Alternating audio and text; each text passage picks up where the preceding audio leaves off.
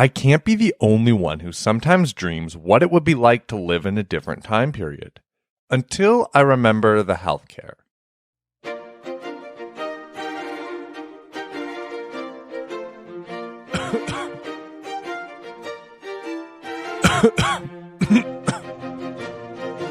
Definitely the common cold. Don't worry, 3 leeches for 30 minutes will fix you right up. Well, some things have definitely changed since then. I think sometimes people overblow how backwards traditional medicine was. Joke about how medieval doctors used leeches to cure injuries all you want, but explain why modern-day doctors are now beginning to use them too, as studies demonstrate leeches are able to stimulate circulation and draw out contaminated blood.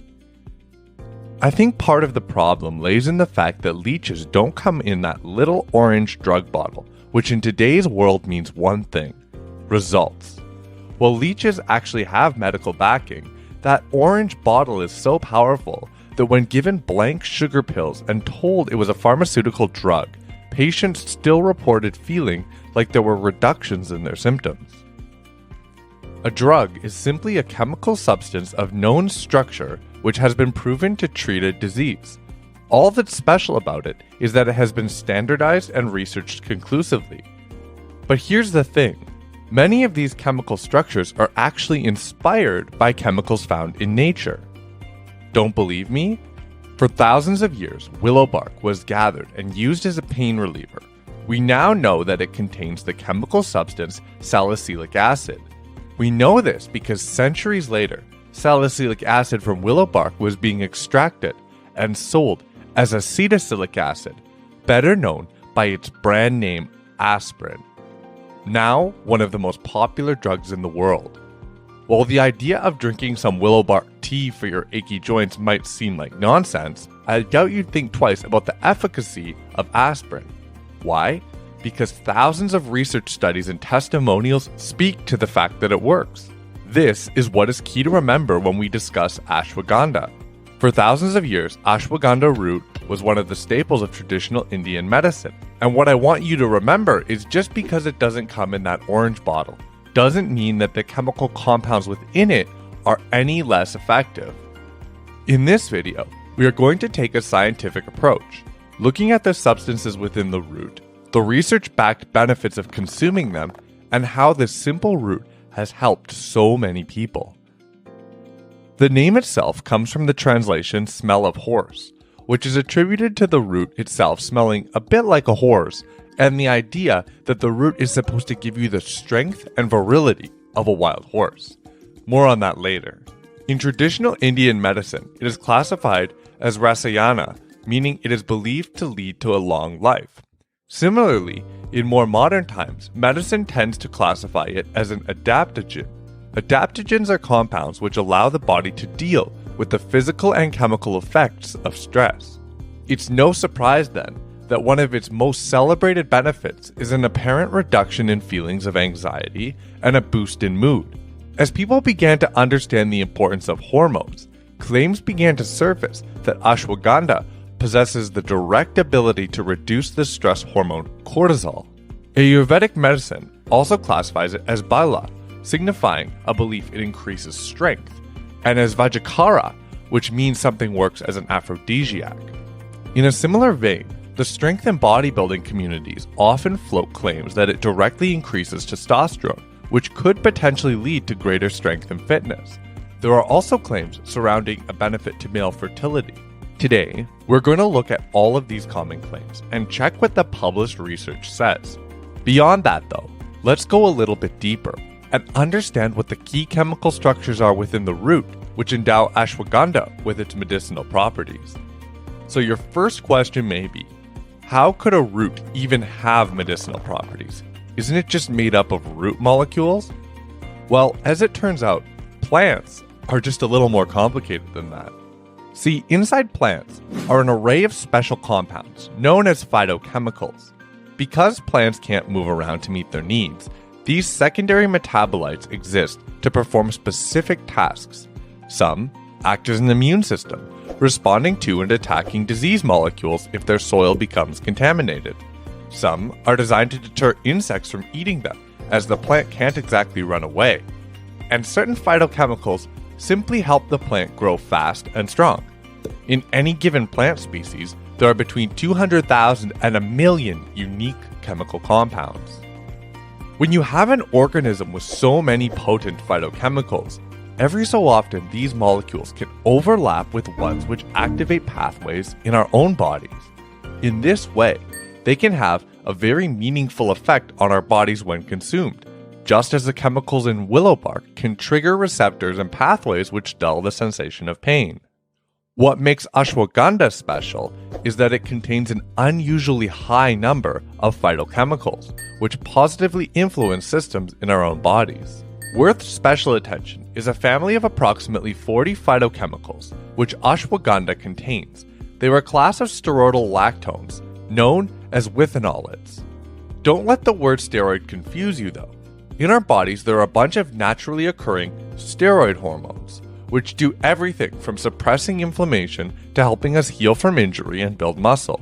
One of the most common claims regarding ashwagandha is that it helps to reduce levels of the stress steroid hormone cortisol, as well as the resultant feelings of anxiety and depression, resulting in an overall improved feeling of well-being and a new positivity towards life. I saw a YouTube comment the other day which backed this up, saying, "I always feel anxious and stressed for no reason at all, and ashwagandha takes me off the fight or flight mode. I don't behave like a squirrel. I'm more chill and much happier." But this, of course, is just anecdotal. I'm sure many of you are wondering, like I was, whether these results are real or just that placebo effect which we talked about earlier. In 2008, a clinical trial was conducted to address exactly this question. They found 98 chronically stressed out but otherwise healthy participants and had participants complete a survey to measure the degree of their stress. The survey was based on a Bengali version of a modified Hamilton anxiety scale for stress and had participants rate symptoms of anxiety on a 5-point scale. 0 meaning they never experienced that symptom, and 4 meaning they feel that symptom to a severe degree.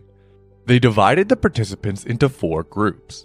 The placebo group, which would consume a pill without ashwagandha in it, one group, which would consume one daily dose of 125 milligrams of ashwagandha root powder, one group would consume 250 milligrams each day, and the last group would take 500 milligrams of the root powder each day.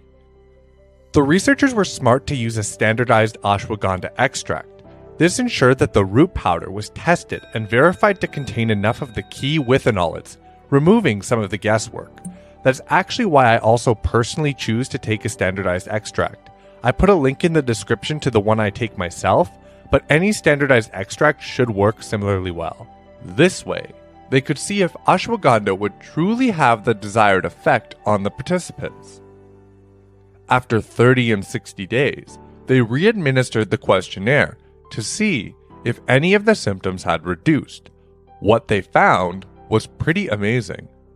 In the lowest dose group, by day 30, their average total score dropped by 39.5%, and by day 60, it had dropped 62.2%, compared to the placebo group, which saw no significant change at all.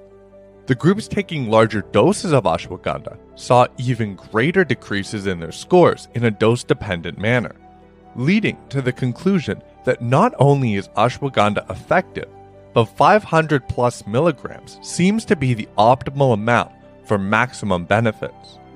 Reductions like this make it sound like ashwagandha is almost too good to be true, begging the question, how are the chemicals in the root able to have such profound effects? While the research is far from complete, there are some very promising theories backed by some additional findings in the previous studies which I haven't mentioned yet. You see, while the questionnaires provided evidence of an effect, the researchers also measured biological changes.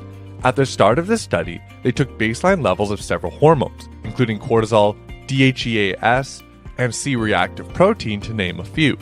What happened after the 60 days to these levels provides a strong clue as to how ashwagandha is exerting its powerful effects.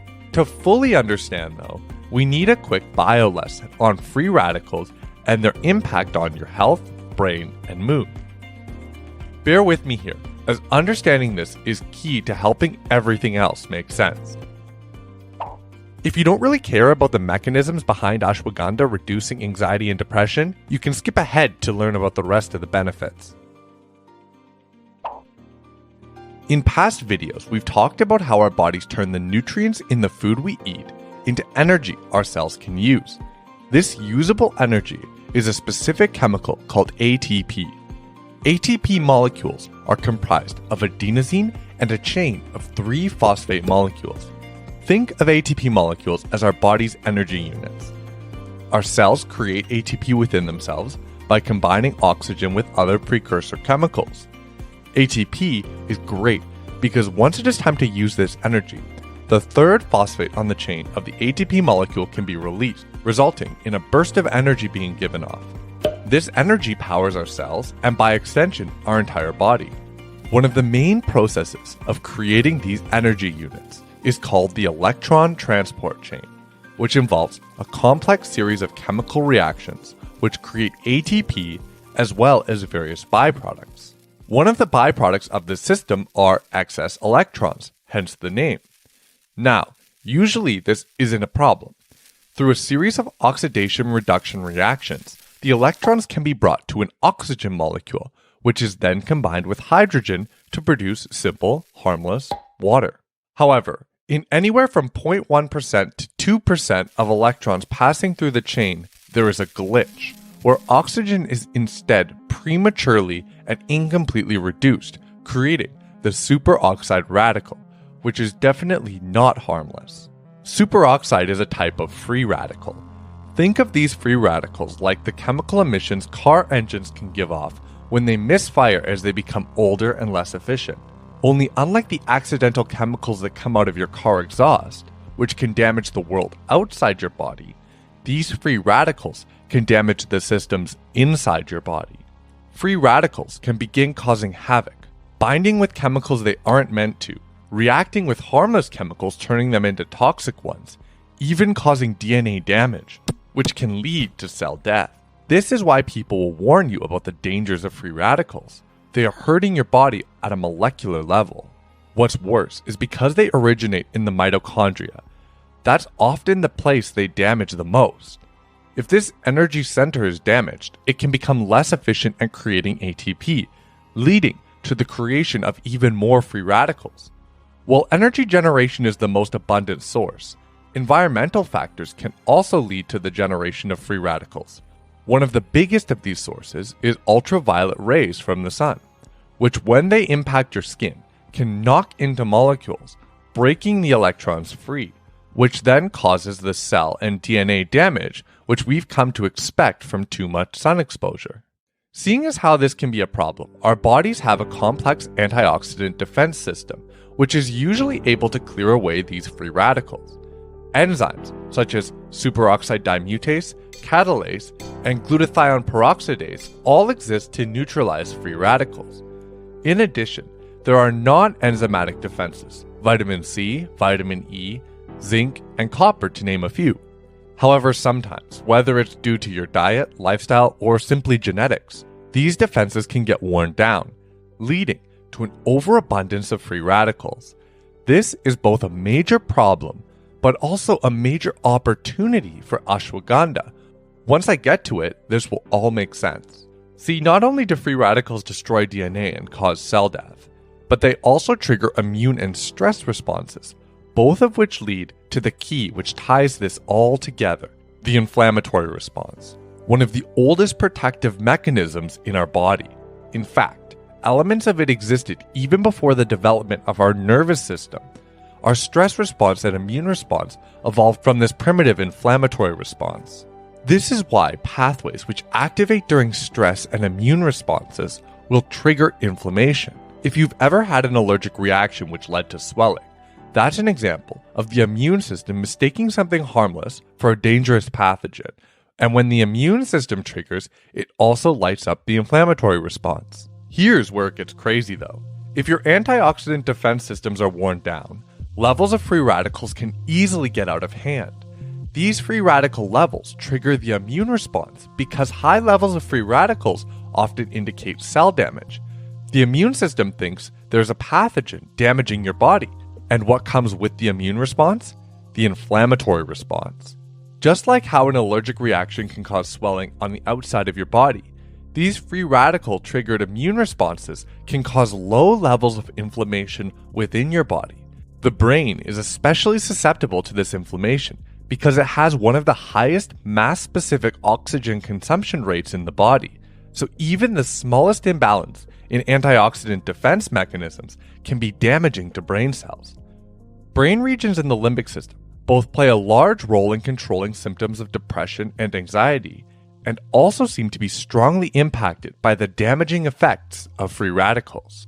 More and more researchers are beginning to make the connection that continual, low-grade systemic inflammation in the brain, termed neuroinflammation, is deeply involved in the pathophysiology of feelings of depression and anxiety. One piece of evidence for this link is in levels of C-reactive protein. C-reactive protein is produced during an inflammatory response. Doctors actually use elevated levels of C-reactive protein as an indicator of an inflammatory condition. An analysis published by JAMA Psychology found increasing CRP levels were also associated with increasing risk for psychological distress and depression. Let's now look back at the last clinical trial on ashwagandha, which saw subjects report major improvements in feelings of anxiety and depression. After 60 days consuming ashwagandha, their C-reactive protein levels were down by about a third across the different dosage groups, meaning the consumption of ashwagandha reduces neuroinflammation, which is increasingly being recognized as causative in feelings of depression and anxiety. The role neuroinflammation plays in these conditions, and the evidence that ashwagandha is able to reduce neuroinflammation, provides a solid explanation of how it is able to have such a positive impact on the subjects.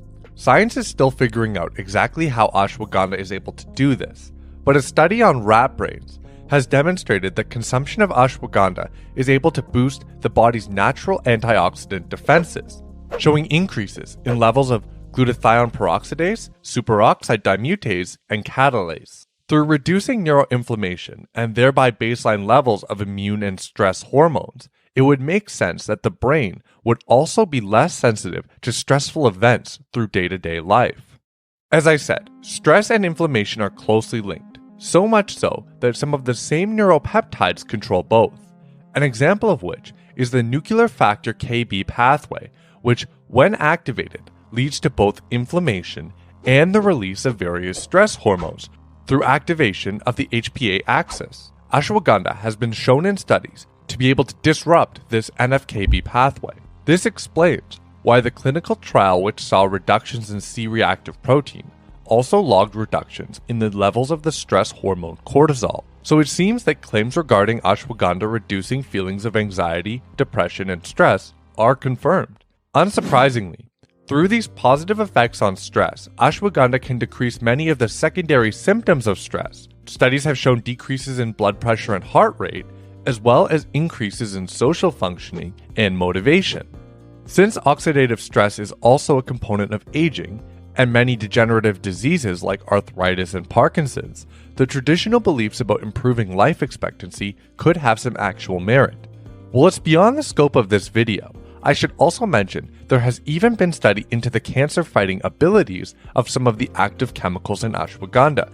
Studies in live mice have shown growth inhibition in various types of tumors, leading more research to be conducted on this topic. Now there's one major category which we haven't touched on yet. These would be the claims regarding boosts in testosterone, muscle size, strength, and male fertility. Well, luckily for us, there is also research on these topics. In 2015, a study was published in the Journal of the International Society of Sports Nutrition to take on the long-standing claims of ashwagandha boosting strength. The idea was to take 57 young men with little training experience and divide them into two groups. Subjects in the treatment group consumed 300 milligrams of ashwagandha root extract twice daily, while the control group consumed starch placebos. They all tested their 1 rep max strength on the bench press and leg extension, then performed the same resistance training program for 8 weeks. At the end of the 8 weeks, they tested for changes in 1 rep max strength, as well as measured for muscle size and testosterone level changes. Now, if you've watched my channel for a little bit, you know I'm always skeptical of the ability of a herb to significantly affect muscular development, which is why I was surprised with the results. Compared to the placebo group, the group consuming the ashwagandha gained significantly more strength, while the placebo group packed on an average of 26.4 kilograms onto their bench press over the 2 months. The group consuming ashwagandha added an average of 46 kilograms. A similar difference was also seen on the leg extension. Additionally, the ashwagandha group also gained a bit more muscle size than the placebo group did. Now, it's well known that new lifters will usually make the fastest gains in strength, so I'd be curious to see how a similar study on trained individuals would turn out. But regardless, these numbers really caught my interest. The authors of the study put forth several explanations for the results. I'll quickly touch on a couple. See, the ability to hit a 1 rep max lift can be broken into 3 components: the size of the muscles doing the lift, their ability to produce energy, and the central nervous system's ability to recruit the muscles and coordinate them to generate the required force. While we already saw that ashwagandha consumption can help with brain function through reductions in inflammation, it is reasonable to hypothesize that this might have a carryover benefit to the rest of the CNS as well. Also, from an energy production standpoint, we know that the antioxidant properties of the herb can have beneficial effects on mitochondrial energy levels and functioning. But the most interesting element by far is muscle size. Based on the measurements the researchers took, we already know that the group consuming ashwagandha did see slightly more muscle growth, so for certain, this factor is playing some role. There are 2 possible explanations for this. One is that the boost in testosterone levels led to greater muscle growth. After all, it's well proven that superphysiological levels of testosterone lead to increases in muscle size. My issue with that explanation, though, is that while the increase was statistically significant and impressive for a herb, testosterone levels still remained within natural levels. While the placebo group's serum testosterone levels increased to about 695 nanograms per deciliter, the treatment group's average level was 725. In my opinion, that isn't enough alone to explain such a large discrepancy in gains. So what is mediating the ability of ashwagandha to promote muscle growth? I think the answer lies in the benefits we've previously covered. For one, the ability of ashwagandha to lower cortisol levels. We saw that cortisol levels fell significantly in the subjects consuming ashwagandha. Cortisol is known to be causative in muscle breakdown. Also, a recently conducted population-based study found that higher levels of IL-6 and CRP increase the risk of muscle strength loss.